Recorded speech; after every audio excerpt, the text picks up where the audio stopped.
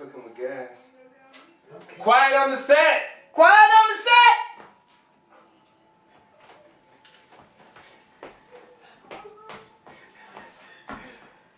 Alright. No, we need to turn this TV off. That is off. No, it's just the sound is off, but I see the picture in the back. Oh, you can see it from there? Yeah. Oh. Gotcha. Quiet on the set! Gwenny! Shut up!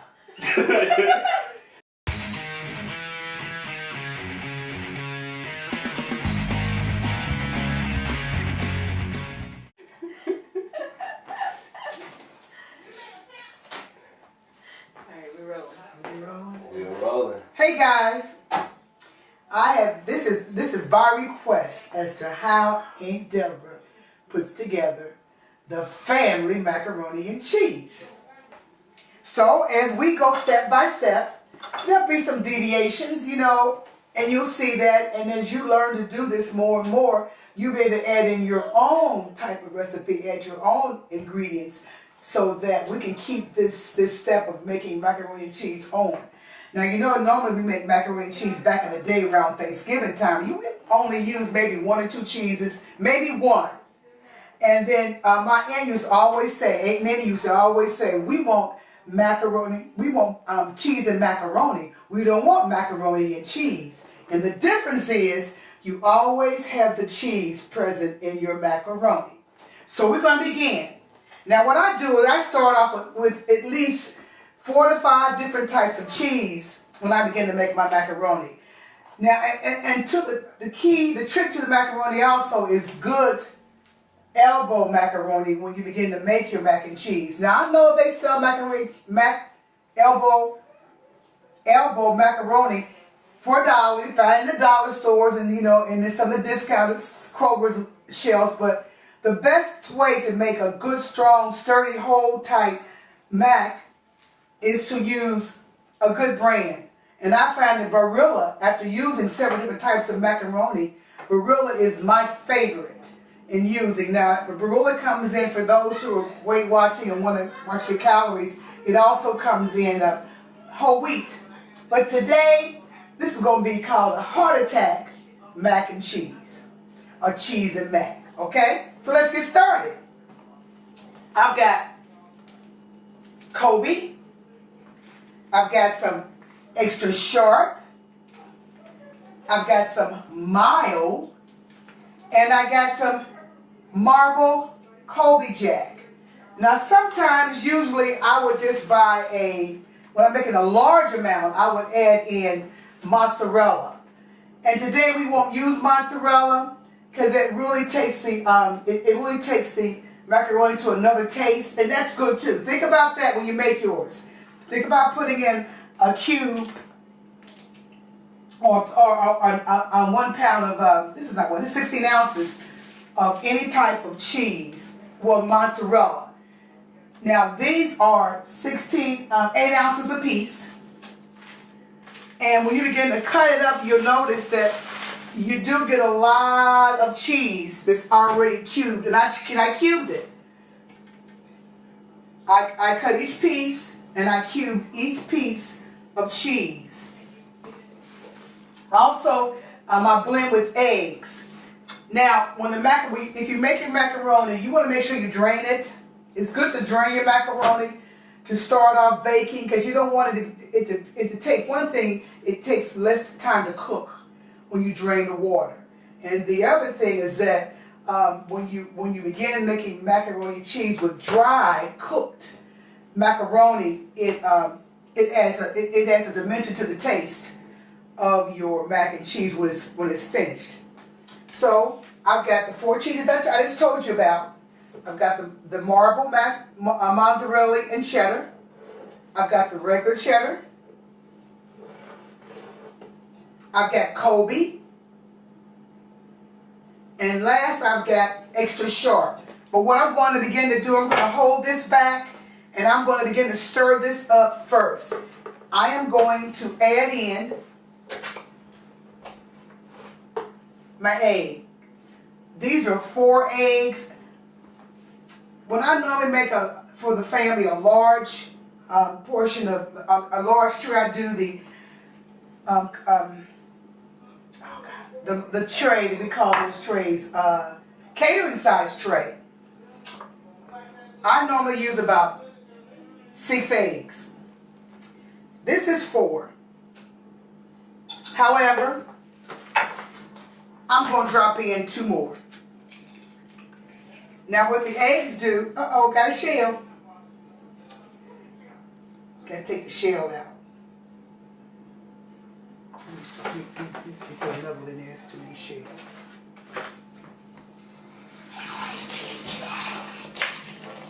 What the eggs do is just ferment. It just bakes it, and it keeps the macaroni together.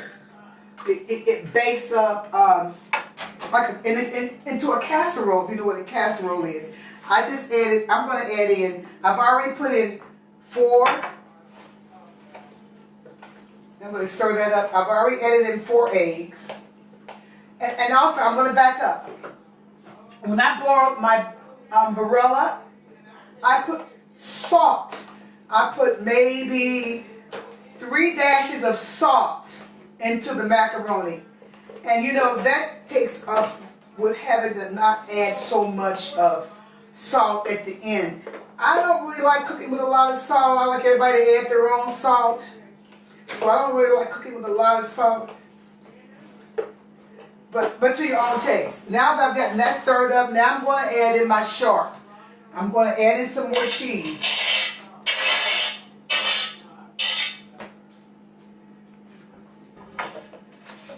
I'm going to add in, I'm going to beat my eggs. These are 2 more eggs. I'm going to beat in 2 more. 2 more eggs. Now I'm going to look at this for consistency, because I might want to add another egg. So now I'm stirring, making sure that I kind of break loose every macaroni. That's why it's good to use good macaroni when you're baking. Because if you use cheap, I'll tell you why. If you use an off-brand macaroni, for one thing, there's a lot of starch in it. And it sticks together. It doesn't take macaroni long to cook. I put my cold water on, and then I put the macaroni. It didn't say that on here, but I did that. I put the macaroni right into the cold water, and then I let it come to a boil, and I turned it off. And when I turned it off, I covered it up with a lid, and it cooked remaining part of it with just the heat that was left inside the pan upon cooking it. So I'm getting this all stirred up. Now what I've added to this recipe, what I'm going to add to this recipe, now also, let me tell you another little secret. We all know about Velveeta cheese. I normally would use a large pack of Velveeta cheese. If I were making a lot of macaroni, I would have added, along with the 5 cheeses, the 4 cheeses I just used, I would have added the Velveeta. I'm going to add in a can of cheddar cheese. Cheddar cheese takes up the salt. That's why I said you don't want to use a lot of salt while you're cooking, while you're making this macaroni cheese. You want to be you're going to put the salt into the macaroni. Now what I did also, after I cooked my macaroni, I rinsed it. I ran some cold water over the macaroni. And then I let it drain. I'm trying to find a spatula. I let it drain. Let's see one over here. This is my sister's kitchen. And normally I know where everything is. I know I've seen a spatula. Here we go. Here we go. I've got one. So I'm going to try to get out this, the rest of this cheese has gotten tight down in the can. Now, if you like, this is a preference. You can heat up your cheddar cheese in a saucepan and pour it over your macaroni and cheese. It's a preference. Making it warm, all it does is just make it easier to stir through. If you make your macaroni and cheese hot, which means you're starting out with your macaroni warm, or straight from the oven from boiling, it makes it look a little different. It just gives it another look, because it's all going to cook the same. So what I've got in here now is a can of cheddar cheese, 4 different types of cheeses. Your preference. I normally do a mozzarella, but I didn't do one today because I bought mozzarella and Colby Jack's mix. I bought a marble, and I put a marble in here. The cream cheddar cheese is going to begin to, when it begins to cook, it's going to begin to bubble. It's going to bubble with the eggs. Now in this, when I'm completed, when I begin to layer it into my baking dish, I use a pound of butter. Yeah, a pound of butter. I'm sorry, a stick of butter. I do a stick of butter, and I like Land O'Lakes. And it doesn't matter whether it's salted or unsalted. No big deal. Salt, salt adds salt. Salt adds salt. That's why when you're cooking, you don't want to really start cooking with a lot of salt, because the food you add in, the cheese has salt. You bake your macaroni, you bake that in salt. The soup's got salt. So, you want to be kind of careful with that, because once the taste comes together, you'll begin to taste the salt in the food once it's done.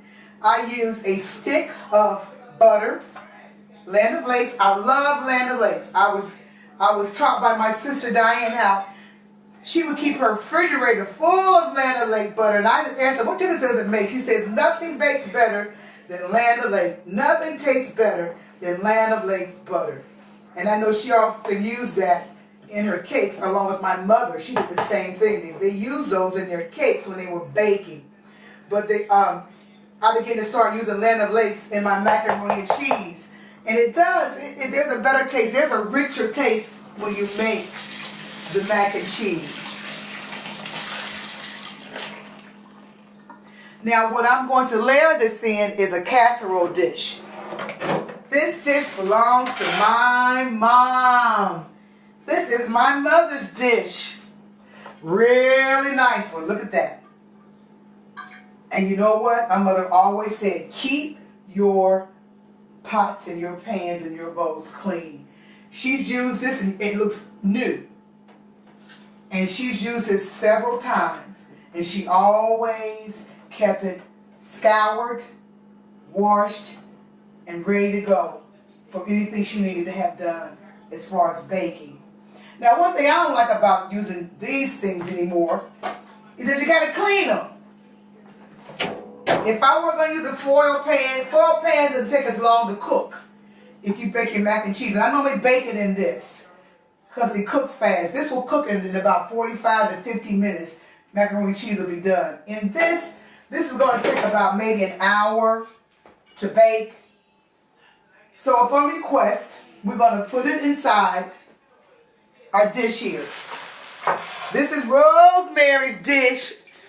And she always say, y'all take care of my things. I take care of my things so I can get them back whenever I need them. They're ready to go. I'm spraying with Pam so that it won't be any. There's going to be some cleanup.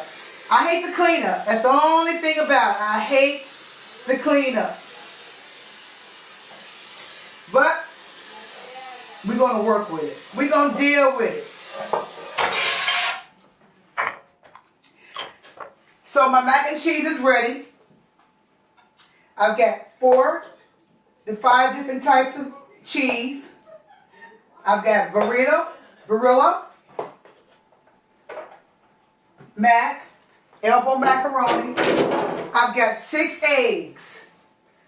When I do a tray, a catering size tray, I do a dozen eggs when I make my mac and cheese. And when I make just said the word, catering size tray, it looks like this, but it's longer. I probably would do about 7 different types of cheeses when I make that, the one big one. When I do a large catering tray, I'll do about 7 cheeses. So now I'm ready to put it inside this beautiful dish that belongs to my mom. I'm going to put half in. Then I'm going to take the other half and I'm going to layer it with butter. Just make sure I get that butter in there.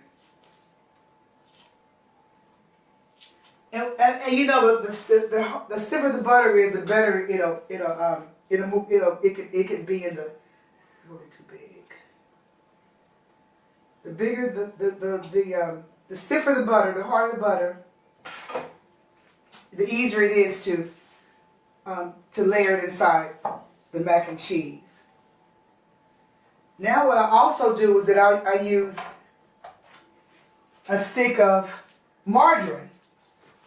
I like Miss Butternut. Bonnet, Blue Bonnet. This is Imperial. Either 2 that I like to use.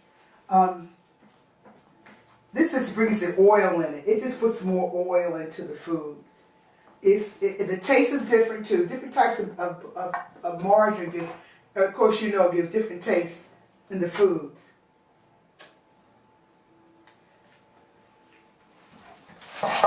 Now I'm going to put in the rest of the mac and cheese. A lot of butter, you guys. A lot of butter. A lot of cheese. This is called, as my aunt used to say, we want to eat cheese and macaroni, and not macaroni and cheese. We want to be able to taste what we're cooking.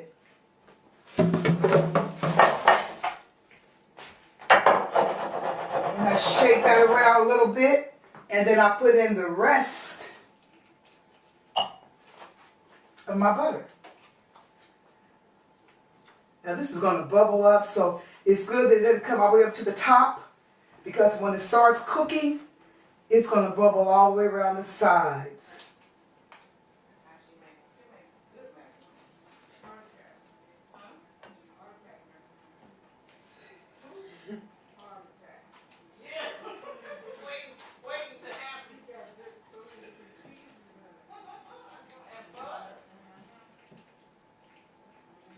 Okay, guys. Okay, now the last topping of this would be, I sprinkle on. I need a little more margin right here. This is really gonna be bubbling.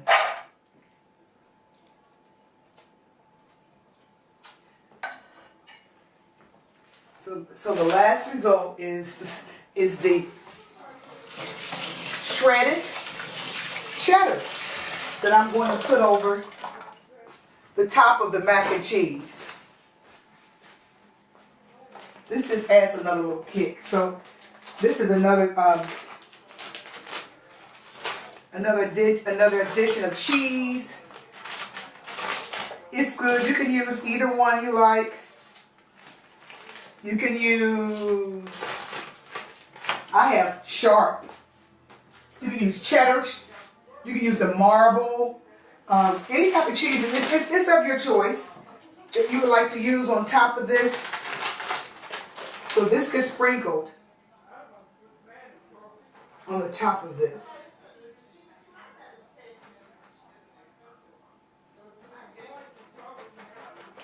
Remember, we're making cheese and macaroni. Not macaroni and cheese. But we know what they say. We know what it reads like when we see it. But we Southerners.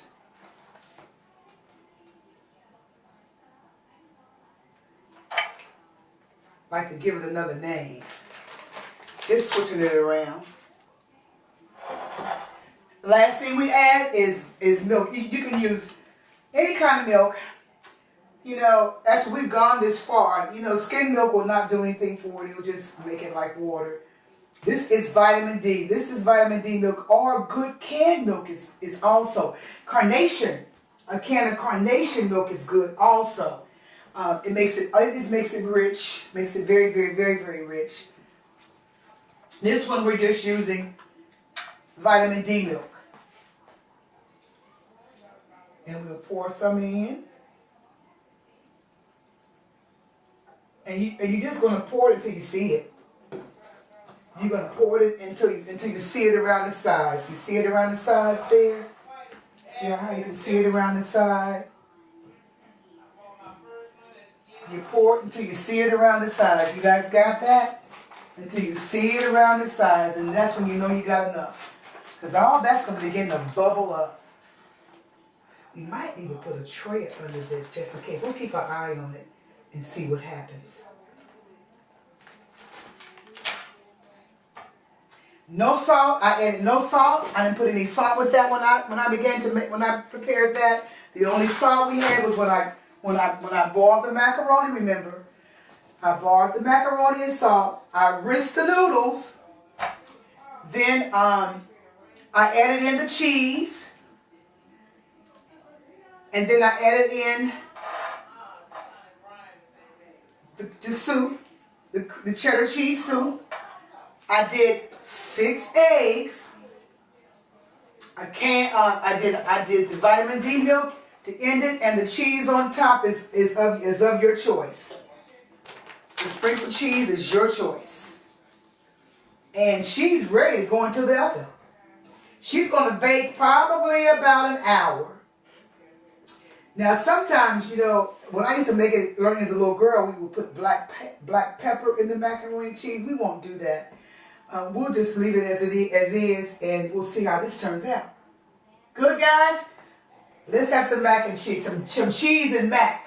We're going to put it in the oven. Good, girl. You good, girl? You good? Mm-hmm. Okay. Go see how that turns out. So, I didn't tell you what we're going to put it on. What we're going to put, y'all still me. Okay, what we're going to do is that I turn the oven up to 385. Normally 375 is a good time to bake your mac and cheese, even if you were going to do in the foil pan. 375, you have to watch it. I've baked macaroni and cheese in foil pan and have gone to bad on it. That means I'm going to put my oven on like 250. So it's going to cook very slow. It's going to simmer until it begins to brown on the top. And then once you take it out, and also we'll show when you make your macaroni and cheese, when it's done, it may look like it's not, because it's bubbled, and it may look as though it needs to cook a little longer. When you take it off and let it sit, and it sits for a while, it begins to mend itself, and then you'll be able to dip it out without it being runny, or if it's not cooked. So let's see this macaroni and cheese. We're gonna come back to about an hour. We got the timer on it, so it's about 5:14. Let's come back again let's check on it about 5:45. And we'll get on it at 6, and by 6:15 it should be ready to come out. Okay, guys? Thank you. All right, we're rolling. 45 minutes later, and here is our macaroni and cheese. Just as I said, the bubble is starting to cook around the sides. It is still cooking. Even though we've taken it out of the oven, it is still cooking. So you want to take a look at the pudding. And I call that pudding because it runs a little. That's the cheese. And if we let it sit for a while, see how I tell you the butter and the margarine? We can let it sit for a while, and then it'll begin to firm up. But as of right now, it looks to be done. And there's our macaroni and cheese. Looks great, doesn't it? Wonder how it tastes. We're going to let you know that. Enjoy!